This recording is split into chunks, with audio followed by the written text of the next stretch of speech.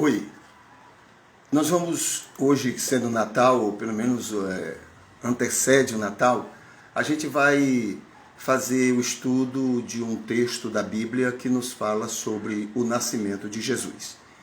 Esse texto ele é muito interessante porque ele dá uma visão não muito mística, não muito religiosa, e isso facilita muito para que a gente compreenda o verdadeiro ensino daquilo que o texto está nos destacando, está nos chamando a atenção, tá bom? Então nós vamos estar lendo o texto em Lucas, no capítulo 2, e nesse texto a gente vai estar então vendo ou lendo o que o Lucas esteve afirmando a respeito de Jesus Cristo, a respeito do nascimento de Jesus, o que facilita muito para a gente compreender, não é, a beleza do ensino bíblico, tá bom? Bom, tem algumas marcas interessantes no livro de Lucas. Primeiro que Lucas escreveu mais ou menos no ano 60 depois do nascimento de Jesus. Então, o ano 60 vai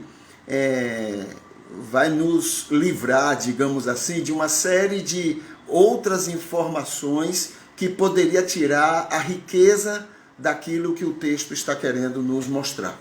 Então, no ano 60, Lucas, enquanto Paulo está indo preso para Roma, Lucas volta à Palestina, volta à região da Judéia e de Nazaré para tomar informações sobre o nascimento de Jesus e sobre a vida de Jesus Cristo. Não é? O capítulo 1 de Lucas vai dizer isso muito, muito belo, muito claramente, e eu chamo até a atenção de quem está me ouvindo, porque esse capítulo 1, do versículo 1 ao versículo 4, ele vai clarear a ideia do que seja inspiração de Deus, né, em relação aos homens. Nós temos uma ideia errada de inspiração como sendo algo muito sobrenatural, como sendo Deus falando ao ouvido do escritor, né? Então essa não é a palavra de Lucas. E Lucas é um livro sumamente inspirado. Então, eu lhe convido a, no capítulo 1, versículo 1 a 4, você dá uma lida, só para você ter uma ideia do que seja a maneira não mística de explicar sobre a inspiração de Deus. Tá bom? Muito belo. Vai ter oportunidade para a gente falar um pouquinho sobre isso.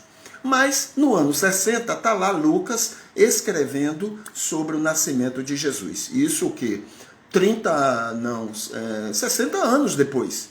Né? 60 anos depois, mais ou menos, ok? Pode ser considerado o livro de Lucas, dos evangelhos, o melhor texto histórico que a gente pode ter, não é, sobre a vida de Jesus e sobre o nascimento de Jesus. Então, essa é outra beleza. Por quê? Lucas não trabalha com a questão mística, ele trabalha com a visão filosófica do grego, né? Porque ele era um grego, entende? Então isso dá uma roupagem muito histórica, muito, muito viva, né? Para o texto que ele escreveu. É considerado também, o livro de Lucas, a melhor teologia dentre os evangelhos. Olha que João é um livro maravilhoso, né? É um livro rico, mas o livro de Lucas ele está recheado do ensino teológico, porque ele conviveu com Paulo, né? Ele viajou com Paulo, ele escreveu para Paulo. Lucas fez um trabalho excepcional com Paulo durante alguns anos, e isso fez com que ele pegasse um Paulo já maduro, era um Paulo já bem experiente, e essa experiência e essa teologia de Paulo passou com muita tranquilidade para o conhecimento de Lucas. E quando ele escreve o texto, ele escreve vivendo essa teologia madura do apóstolo Paulo. Outra marca do livro de Lucas são os relatos inéditos que ele apresenta, né? Por que são inéditos? porque ele foi à fonte, porque ele foi ao local, ele foi falar com as pessoas, né? Aquelas que estavam vivas, ou que viveram diretamente a vida de Jesus, ou que viram, presenciaram, testemunharam o que Jesus fez, ele esteve então diretamente em contato com essas pessoas. Então há muito conteúdo inédito, né, no livro de Lucas. Outro aspecto que eu queria chamar a atenção é que o livro de Lucas ele está mais ou menos livre da cultura apocalíptica daquela época, né? A cultura apocalíptica ela deu muitas margens, muitas ideias para os escritores e para quem lia, né? A cultura apocalíptica gerava tudo que acontecia, todas as informações que ocorriam, né? Ou que eram passadas, eram identificadas como aqueles livros apocalípticos da época, né? E isso fez com que muito do misticismo, muito das fantasias, muito da linguagem, né, dos livros apocalípticos fossem incorporados aos relatos a respeito de Jesus. Então Lucas está fora disso. Lucas não viveu muito isso, né? Pelo fato dele ser grego, então ele está livre dessa situação. O texto bíblico então diz o seguinte, Lucas capítulo 2, né? Versículo 1 em diante, até o versículo 7, diz assim: E aconteceu naqueles dias que saiu um decreto da parte de César Augusto para que todo mundo se alistasse. Esse primeiro alistamento foi feito sendo Quirino presidente da Síria. Tem aí algumas informações interessantes que a gente precisa pegar, tá bom? E eu vou destacar algumas. Primeiro, o espírito grego do escritor, né? O espírito aprofundado, ele quer ir mesmo nas informações reais, não é? Ele não faz uma interpretação religiosa, ele faz uma interpretação histórica, filosófica. Então ali está presente o espírito do escritor. Pelo que estou falando ali sobre César Augusto, sobre Quirino, né? E sobre este alistamento que foi feito, então está uma informação maravilhosa, dizendo o seguinte: o ano 0 não foi o ano que Jesus nasceu. Jesus nasceu 4 anos antes. Entende?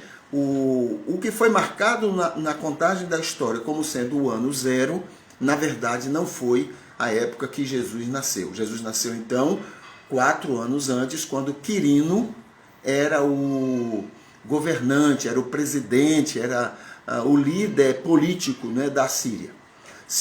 A outra informação, Quirino estava acima de Herodes o Grande. Herodes era idumeu, quer dizer, não era judeu, mas ele estava governando ali aquela região, né, da Palestina, né, tanto a área de Nazaré, da Galileia, quanto na questão da Judéia e etc. Ele governava tudo aquilo. Porém, Quirino, que estava lá na Síria e era, digamos, para o imperador romano, né, Quirino era o governador principal de toda aquela região, onde estava então, entre as várias nações, estavam os judeus. Tá bom? Então essa também é uma informação grande, boa, porque tira de Herodes, né, aquele poder todo que a gente imaginava, né, já que ele está submetido ao domínio, ao poder de Quirino. Outro fato que isso aí lembra, pelo menos nos relembra, não é de que agora, já que é a Síria que está dominando aquela região, então não é mais o Egito. E isso quer dizer que foi há uns 300, 200 anos antes de Cristo, não é? Aconteceu algo que veio marcar a cultura apocalíptica da época.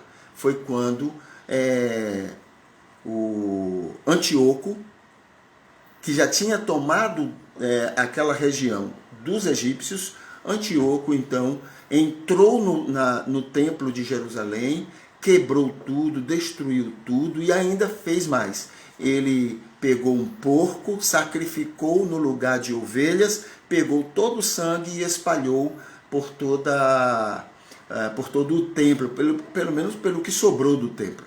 E isso foi considerado uma das coisas mais abomináveis, né, para o povo judeu, e é tanto que Antíoco se tornou o homem mais odiado dos judeus, e esse nome relaciona então a todos os outros que se tornaram inimigos do povo judeu, tá bom? Vamos ver mais. E o texto então continua. E todos iam alistar-se, cada um à sua própria cidade. E subiu também José da Galileia, da cidade de Nazaré, à Judeia, à cidade de Davi, chamada Belém, porque era da casa da família de Davi, a fim de alistar-se com Maria, sua esposa, que estava grávida. Tem duas informações aí que eu queria só destacar. Primeira informação é José e Maria, descendentes de Davi, tá bom? Isso vai dar um conteúdo de poder a Jesus Cristo. Ou seja, Jesus nasceu da linhagem de Davi. Entende? E isso dá a ele a condição de ser rei. Então ele pode ser, não só na questão religiosa, não só na questão espiritual, mas Jesus pode ser chamado de rei, porque na descendência de Davi, a família dele estava, né? É tanto que você vai ver duas genealogias, uma em Mateus e outra em Lucas, porque Mateus vai utilizar a genealogia de José, né, para dizer que Jesus era descendente de Davi. E Lucas, né, mais à frente desse texto, capítulo 2, ele vai estar falando sobre a genealogia de Maria, mostrando também que Jesus era descendente de Davi, tá bom? Isso era para, de maneira religiosa, né, ele ser mais aceito por aquele povo, né, a partir da sua história, tá bom? E a segunda informação é o casamento como da parábola das 10 virgens. Então, houve um casamento? Houve, provavelmente houve um casamento entre Maria e José.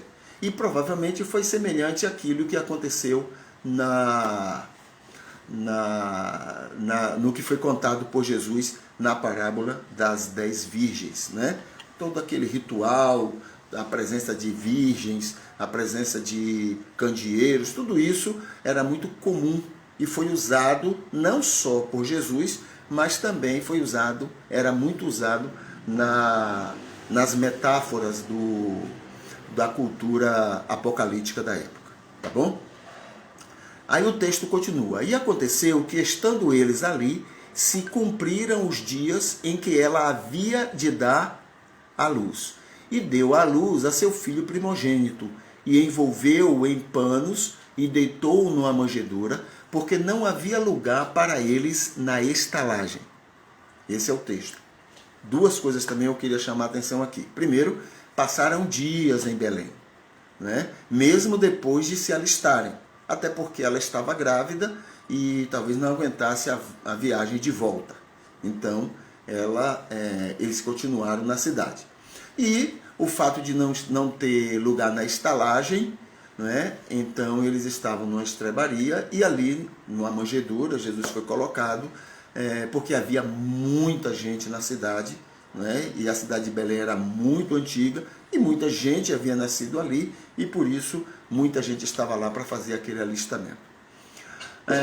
Recados que esse texto retrata. Eu queria destacar isto para finalizar essa nossa conversa, tá bom? Então, são reflexões bíblicas terapêuticas que a gente vai observar. E isso quer dizer que a gente não vai usar muito os misticismos, as analogias, as metáforas que são usadas normalmente em pregações e etc. A gente vai direto, não é, ao que o texto realmente está nos informando. Primeiro, Deus tem grandes planos para todos que Ele ama demais. Isso quer dizer que Deus ama a todos demais. Demasiadamente ele ama, certo? É por isso que a Bíblia diz, Paulo falando, que ele humilhou-se, deixou ser Deus e tornou-se homem. Essa é uma maneira que Paulo encontrou para mostrar o grande amor de Deus para com a humanidade. Não é? Ele se humilhou, deixou ser Deus, encarnou-se, tornou-se homem e veio ao mundo. Isso é uma grande, e Paulo está querendo mostrar isso, uma enorme maneira de Deus demonstrar o seu amor. Né? Ele poderia, o que é que pode ser pensado? Ele poderia dizer, não deu certo, eu vou desmanchar tudo e começar tudo de novo. Ok? Mas não. O que também contraria a ideia de onisciência. Né? Se ele, antes de criar, era onisciente e sabia que iria dar errado, se ele insistiu, né, não tinha porquê, porque ele sabia, né, de tudo. Mas, na verdade, ele sabia e ainda assim ele manteve, ele continuou, porque ele queria dessa forma. Não tinha outra.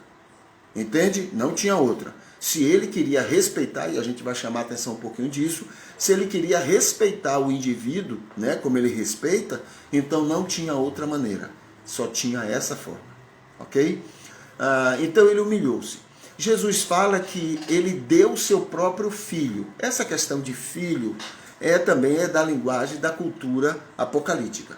Porque Jesus é o próprio Deus. Entende?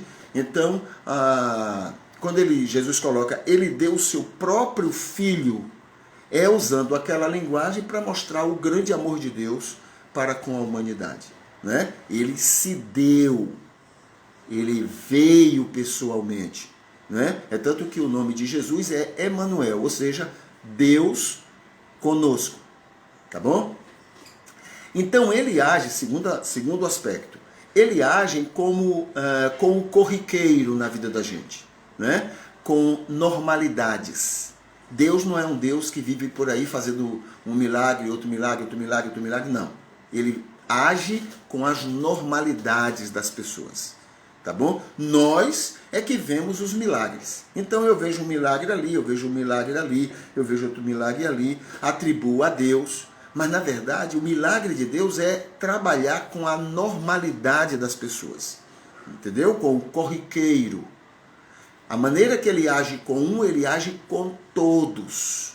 Ele não tem preferências. Ele não faz milagres para uns e para outros, não. Ele age da mesma forma com todos. Porque ele ama intensamente e da mesma maneira a todos. Ok? Muito bem. Então, ele age com a normalidade e esse é o grande milagre dele. Ele não trabalha com paganismos. O que é paganismo? É aquela ideia de que o Deus está a meu serviço. Então, eu peço, ele atende. Eu faço alguma coisa aqui para agradar ele e ele atende o que eu quero. E Deus não trabalha com paganismos. Deus trabalha da mesma forma com todos, com todo o amor, com toda a misericórdia, com toda a paciência, com todo o carinho. Com todos, sem exceção. Né? Ele age no dia a dia da gente. Então, na hora que eu acordo, na hora que eu estou dormindo, na hora que eu estou trabalhando, ele está, né, de alguma forma, direta ou indireta, ele está ali atuando. Esse é o milagre dele. Ele não espera a coisa ruim acontecer para agir. Não, ele já está agindo. Né? Agora, tem o aspecto de que, como ele respeita a nossa individualidade, ele então permite que as coisas ocorram em resposta aos nossos erros, às nossas falhas. Entende?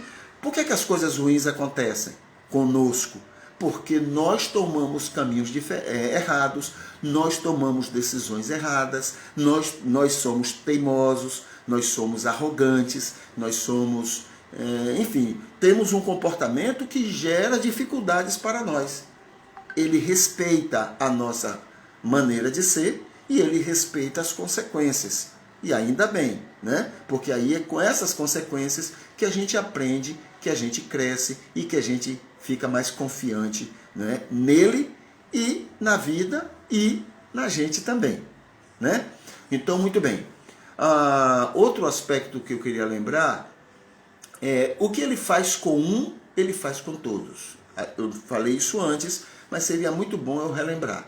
Deus não tem preferências. O que ele faz com você, ele faz com todas as pessoas que ele ama. Entende? Deus não tem aquele que é mais queridinho, aquele que é mais protegido, não. Deus ama a todos. Deus tem um respeito e um carinho enorme por todos. Então, ele, da mesma forma, ele age com todos. É claro que aqueles que estão mais próximos dele desfrutam melhor dele, desfrutam melhor do que ele oferece. Né? Claro, é óbvio, mas ele age da mesma forma com todos.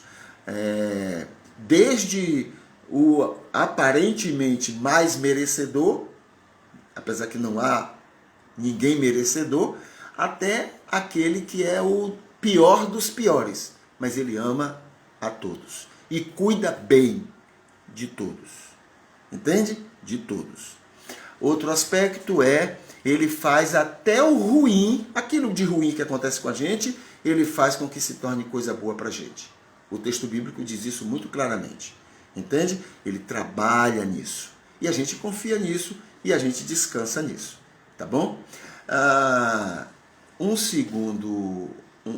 E uma última maneira da gente enxergar tudo isso é o seguinte. Ele nos respeita como pessoas.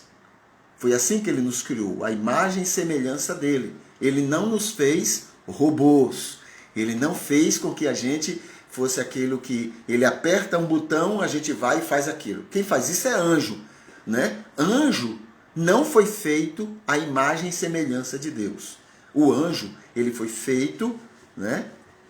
A gente vai ter um dia para conversar sobre o negócio de anjo, mas a ideia foram criados não à imagem e semelhança dele. Então o anjo nem obedece nem desobedece, apenas cumpre o que está ordenado para ele. Quem é que obedece e desobedece? Quem tem a opção de obedecer ou desobedecer. Por exemplo, eu tenho a opção de obedecer ou não. Então, quando eu obedeço, eu sou chamado de obediente. Quando eu desobedeço, eu sou chamado de desobediente. Mas quem não tem essas opções não é nem obediente, nem desobediente. Apenas cumpre uma programação, digamos assim, não é? Naquilo que faz. Tá bom? Então, ele nos respeita porque ele nos criou à imagem e semelhança dele. Ele nos respeita tanto que ele trabalha com a questão do convencimento. Ele me convence. A ação do Espírito Santo é convencer o homem do pecado, da justiça e do juízo. Convencer, não é obrigar. Convencer. O homem é que vai decidir. Senhor, eu aceito, eu quero isso. Ou, Senhor, eu não quero. Às vezes não fala, mas age dizendo, né? Eu não quero isso. Certo? Nada e ninguém nos obriga. Olha que coisa importante isso que eu vou lembrar agora. Nada e ninguém nos obriga a nada. Ele não nos obriga e nada e ninguém nos obriga a nada. Então, essa ideia de dizer que o diabo me obrigou, que o diabo terminou me fazendo fazer determinada coisa, isso não funciona, porque não existe. Deus não age, Deus não permite que isso aconteça. É tanto que o texto bíblico diz que cada um vai dar conta de si. Ninguém vai poder dizer assim, olha, Senhor, eu não fiz isso porque o diabo me impediu. Né? Não existe isso. Entendeu? Cada um vai dar conta de si. De si. Outra coisa que não é permitido por Deus. Deus não quer que igreja, que pastor, que líder religioso me obrigue a fazer alguma coisa. Deus não faz, por que ele vai fazer? Entendeu? É preciso que, no convencimento que o Espírito me faz, é preciso que eu decida. Aí Deus respeita. Eu decido, Senhor, eu quero. Aí o Espírito, pela graça, vai operar em mim. Mas eu não respondo, eu adio, eu deixo para depois. Enfim, eu digo não de alguma forma, não é? Aí o Deus aguarda. Aguarda. Não obriga. Aguarda. Com todo amor, com toda paciência, com todo carinho, ele aguarda.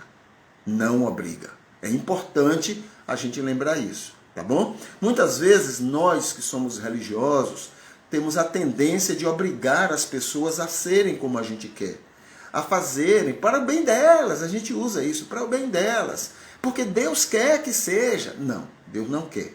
Deus respeita a opinião dela, entende? E quando nós queremos obrigar alguém a fazer aquilo que ela não quer, né? A gente inventa mil coisas, a gente inventa, a igreja proíbe uma coisa, castiga de um jeito, cria uma situação, cria outra, para poder a pessoa fazer a coisa certa. Quando a gente faz isso, a gente apenas está dizendo o seguinte: nós não confiamos que o Espírito sabe fazer a obra nessa pessoa. Aí eu vou fazer, eu vou obrigar, eu vou criar situações contra ela, porque eu não confio, não acredito que o Espírito possa fazer. Aí o que acontece? Piora a situação. A pessoa que já estava rejeitando, vai rejeitar mais ainda, porque tem alguém aqui obrigando ela a ser o que ela não é. Entendeu? Só o Espírito de Deus é capaz de convencer e converter. Ninguém mais. Nenhuma pregação, nenhum pastor, nenhuma igreja, ninguém. Quem convence e quem converte é só o Espírito de Deus. Tá bom?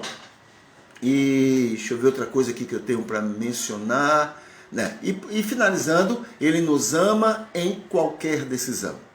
Olha, se você disser sim, Senhor, eu quero te obedecer, eu quero te agradar, ele vai te amar muito. Se você disser, Senhor, eu não quero, eu quero continuar como eu estou, ele vai continuar te amando muito. Belo isso, né? Maravilhoso isso. Entende? Ele vai lhe amar em qualquer que seja a sua resposta. É claro que as consequências você vai sofrer. E ele vai sofrer também, né? Mas ele vai lhe amar da mesma forma, se você disser sim, se você disser não. Sabe por quê? Porque Deus, ele não ama. Porque Deus é o próprio amor. Entendeu? Ele é o próprio amor, ele é a própria justiça, ele é a própria santidade. É por isso que qualquer que seja a sua resposta, qualquer que seja a minha resposta, ele vai continuar me amando, me protegendo, fazendo de tudo pelo meu bem, esperando o dia em que eu possa abrir meu coração e dizer, Senhor, agora eu quero ser do jeito que tu queres. Mas se você passar toda a sua vida dizendo não, ainda assim ele vai continuar lhe amando e lhe protegendo. Claro, as consequências disso você vai sofrer e ele também vai sofrer. Tá bom? Então, que esse nascimento de Jesus, esse texto que a gente estudou, que a gente leu, né, possa estar hoje sendo um texto muito especial, né, na vida de todos nós, e que o Senhor possa continuar nos abençoando, nos amando, nos usando, né, nesse Natal, até o final desse ano e por todos os anos que Ele tem para a gente.